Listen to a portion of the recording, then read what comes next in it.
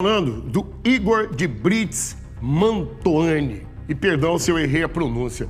Eu já vou devolver a palavra ao Didi, porque eu ainda estou na abertura do programa. Eu tenho muitas ocorrências que se deram nas primeiras horas dessa quinta-feira. E não que uma matéria seja mais importante que a outra. Vários crimes já foram elucidados, inclusive daqui a pouco nós vamos falar de uma operação policial que aponta aí provavelmente aqueles que tiraram a vida de um advogado renomado.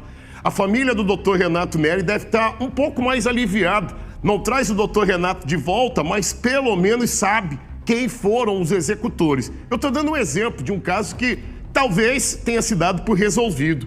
Mas a família do Igor também deseja que a DHPP, um ano depois, possa elucidar o que aconteceu com o filho do seu José e da dona Geise. Eu vou passar a palavra ao Didi e só quero agradecer esse pai e essa mãe por confiarem em nosso trabalho aqui na Rede Cidade Verde. E tomara que após repercutir novamente essa tristeza, nós tenhamos aí todo o profissionalismo da DHPP em elucidar o que aconteceu com o Igor, que foi encontrado dentro desse carro, sem vida, o que nos levava a pensar que era um acidente de trânsito. Mais de 40 facadas, Didi, no corpo do Igor. E mais de um ano depois, a DHPP ainda não elucidou esse crime. Bem-vindo, Didi. Vamos lá, Popão. Assim como o caso do Igor de Brits, onde seu José e a dona Geise que procurou na seguinte reportagem, existem vários casos, Pop. Tem seu Rafael, que morreu num Tancredo Neves, e até hoje ninguém sabe quem era a mulher que estava tomando champanhe, e ele foi visivelmente vítima de um latrocínio ou de uma morte que ali foi registrada e uma delegacia empurrou para outra, e até hoje não houve operação. Não há apontamento, não há suspeitos, tá tudo parado e a família também quer falar daqui uns dias.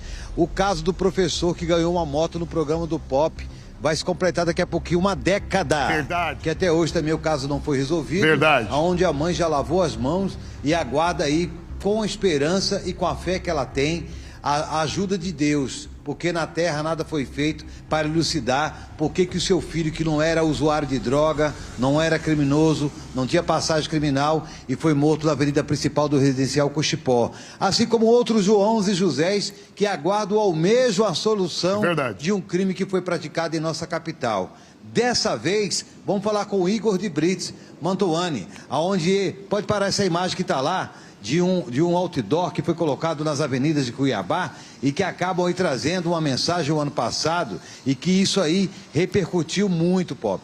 365 dias de saudades, 365 dias de impunidade. Por que os assassinos ainda não foram presos? Quando fala assassinos, Pop, é porque a família já tem conhecimento que se não trata de um monólogo, de uma pessoa, mas sim de duas pessoas ou mais que estão diretamente e indiretamente envolvidas na morte desse jovem empresário que de forma prematura foi esfaqueado dentro de uma área rural, na Estrada da Guia, e na tentativa de voltar para a cidade, desfaleceu na rodovia MT-010, capotou seu veículo, foi encontrado com perfurações. O que teria nesse canivete? O que seriam essas perfurações? Quem teria motivação? Seria passional? Seria uma discussão? Seria alguém que tem grau de parentesco? Por que mataram Igor de Brits Mantoani no dia 11 de dezembro? Aonde está a dificuldade? Já se arrolaram 1 ano, 2 meses, 25 dias e até hoje ninguém foi ouvido, Pop. Até hoje ninguém foi qualificado. Até hoje não existe linhas de motivações. Se desde o primeiro dia tivesse buscado ouvir, acionar, operação, busca e apreensão ou algo parecido, sem querer ensinar nada para ninguém, eu estou falando em nome de um pai que falou comigo no pessoal. Falou: Giovanni, eu não durmo de noite. Chega na quinta-feira, eu tenho que ir embora para a área rural, porque quando eu ando dentro de casa eu lembro do meu filho. Meu filho era um bom menino, empresário. Toda a família está sofrendo com tudo isso. Mas aí a pergunta fica no ar: quem matou? Quando o outdoor traz aquela mensagem, assassinos, é que a família já tem um conhecimento e já existe assim algumas especulações. Mas isso não cabe à televisão falar assim, mas fala para mim aqui, seu José, quem que foi que matou seu filho? Por que ele morreu?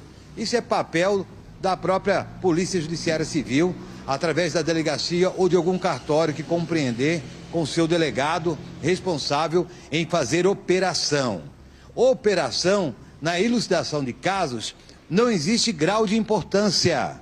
Desde aquele que é seu Rafael, que morreu pobre, idoso, aposentado, ex-viciado em álcool e que estava em tratamento, que teve a casa invadida, espancado, morto, amarrado e ainda beberam champanhe dentro da casa dele, levando alguma coisa ou não.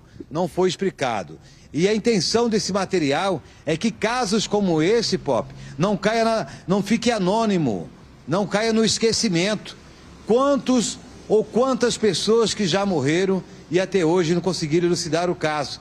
Mas a pedido dessa família do Igor, a gente falou aí com o pai, falou com a mãe e está aí trazendo a expectativa, esperando que nas próximas horas ou nos próximos dias haja uma operação que possa solicitar toda a presença da mídia presente do estado ou aqui do local de Cuiabá. Haja uma ação onde possa ter um release explicando, caso Igor é investigado, acabam encontrando a faca e sangue encontrado na ponta do canivete é compatível com aquele que morreu. Então, não estamos aqui para poder ensinar, Popão, apenas para poder dar voz para uma família que já se passou mais de um ano e ainda está de luto, Popão. 11h02.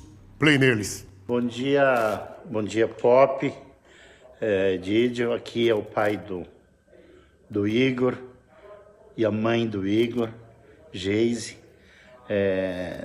Nós perdemos o nosso filho Igor. Essa semana vai fazer 1 ano e 3 meses que perdemos nosso filho. Um menino empresário, trabalhador. Se tem defeitos, a gente não sabe, porque... Mas eu não via defeito no meu filho, via um menino responsável, trabalhador, e que estamos na busca de justiça por mais de 1 ano. 1 ano, dia 11 vai fazer 1 ano e 3 meses, um caso sem solução. Vimos pouco interesse por parte do poder público, da polícia, e eu acho que cabe um melhor acompanhamento desse caso.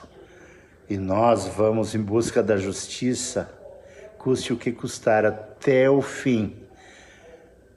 Chegou ao nosso ouvido querendo nos fazer entender que meu filho suicidou.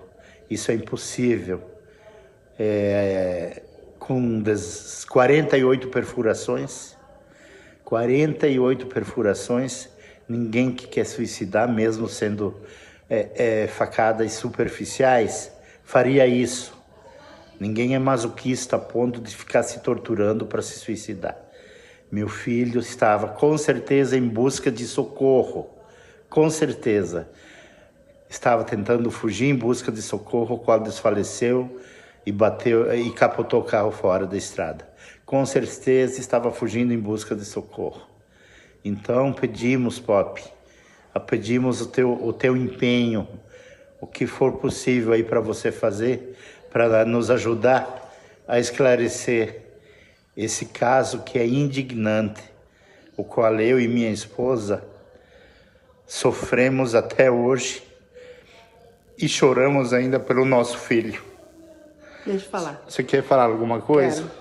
Quero. Eu, como mãe, a partir do momento que eu soube que meu filho não morreu de acidente, e eu tenho certeza absoluta que o meu filho tiraram a vida dele. O meu filho, eu como mãe tenho também... o meu filho foi torturado, o meu filho, eles fizeram isso para ele, não sei o porquê, não sei, mas a gente quer justiça, porque o meu filho trabalhava, pai de 2 meninas, apaixonado pelas filhas, pela família, que era um filho para mim, era o meu melhor amigo do pai, fazia tudo por nós, por isso que nós vamos até o fim. Doa a quem doer, porque a gente quer justiça e a gente tem certeza absoluta que meu filho tirara a vida dele. E jamais, eu nunca vou aceitar que meu filho, ele estava com dor e se deu uma facada. Nunca, uma mãe não aceita. Quem está com dor luta para viver. Meu filho, ele amava viver, E é isso. E a gente clama por justiça. Eu estou me recompondo aqui, mãe e pai. Primeiro, perdão por a gente trazer esse assunto. Eu conheço a dor parecida. E todas as vezes em que eu vejo um pai, eu vejo uma mãe falar dessa dor, me passa um filme bem longo na minha cabeça, sabe? Seu José, eu conheço uma dor parecida com a do senhor, de ter que enterrar um filho, e todas as datas, elas são um filme que passa na cabeça. A gente fica sem entender, sabe? Seu José, dona Geise. Um ano depois, não tem notícias do que aconteceu com o vosso filho. Me perdoe a emoção, porque eu preciso segurá-la. Até para que o senhor, seu José, até para que a dona Geise também segure e muito esse coração sofrido. Porque a gente sabe o que é, né? O cheiro, a gente sabe o que é o abraço, a gente sabe o que é você ir para um lugar que todos acham maravilhoso e você trocaria todo esse lugar maravilhoso para ter a companhia do teu filho, da tua filha. Alguns casos são resolvidos numa rapidez nesse estado, a tolerância é zero. Eu jamais vou faltar com respeito com a família de ninguém que teve um pai assassinado, um irmão assassinado, mas hoje pela manhã teve uma operação da polícia e nós vamos estar divulgando, onde inclusive alguns policiais das patentes mais diferentes foram presos para elucidar o que aconteceu no assassinato do Dr. Renato Neri. Mas só um advogado renomado como o Dr. Renato e a família merecem ter o crime elucidado? E outros crimes não vão ser elucidados pela DHPP? A DHPP tem excelentes profissionais. Eu lembrei aqui gente do nível do Dr. Marcel, que comandou e muito bem a DHPP. Quem pode aliviar e falar algo com o seu José e a dona Geise são vocês, ou o senhor, doutor delegado, responsável pela DHPP. Acha que uma família que assiste um crime ser elucidado não gostaria que o seu também fosse? Nada vai trazer o Igor de volta. Eu repito sempre, se tivesse uma maneira, né, seu Zé? A senha 01, a gente ia ver quem é que vai fazer o uso dela, mas não tem. Mas o fato de elucidar um crime... Porque, veja, então a condicionante é que o Igor se matou. Imagina a dor do pai e da mãe de ter que ainda conviver com isso. Como é que o menino se mata, o corpo é encontrado com 48 facadas? Ele se matou. Ele mesmo, então, aplicou 48 golpes de faca no corpo espalhado e aí morreu. A DHPP precisa dar uma resposta a essa família e outras.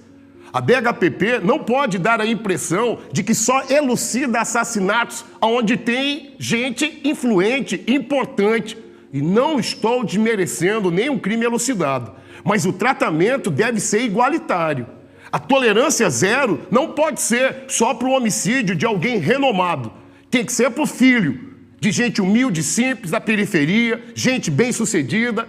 A elucidação tem que ser igual. A tolerância zero não deveria ser só com sobrenomes renomados. Repito, daqui a pouco nós vamos falar de uma operação policial que prendeu policiais dentre outros locais da Rotam. E se está errado, tem que prender. Mas não dê DHPP. A impressão errada para uma família como o seu José e a dona Geise de que os crimes elucidados é só quando é um sobrenome muito conhecido ou uma conta bancária forte.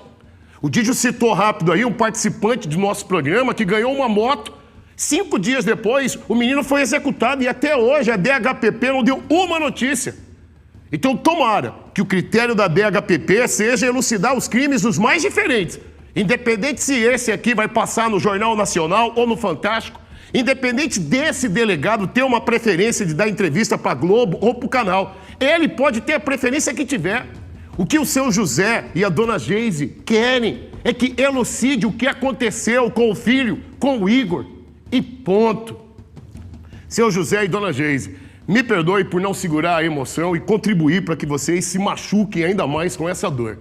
Tenho o meu empenho, o meu, o do Didio e de todo esse jornal. Nós seguiremos. E se a DHPP entender que essa família merece uma satisfação, doutor Caio, nós temos muito respeito pelo senhor. E imagino que esse respeito é uma via de mão dupla, porque a relação fica muito melhor. Se assim o senhor entender, e aqueles e aquelas que o senhor comanda, o jornal segue à disposição.